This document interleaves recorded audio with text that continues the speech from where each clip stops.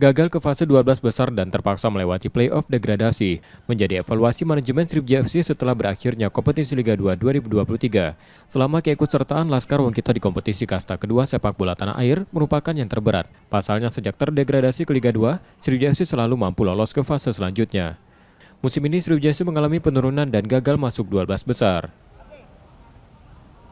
Ya memang ya, kalau dilihat trennya menurun ya.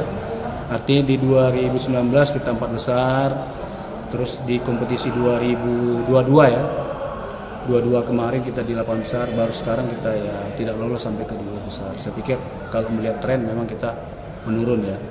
Tapi kan perubahan sistem kompetisi, ada babak play-off ini membuat kita menjadi agak lebih sulit gitu. Kelihatannya memang tim sebesar Indonesia kok di play-off gitu kan.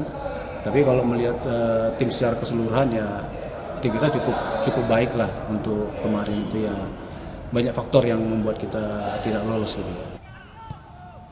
Manajemen Sriwijaya FC mengklaim pengurangan poin dan masalah finansial berpengaruh pada perjalanan Sriwijaya FC musim ini. Nur Muhammad, Kompas TV, Palembang, Sumatera Selatan.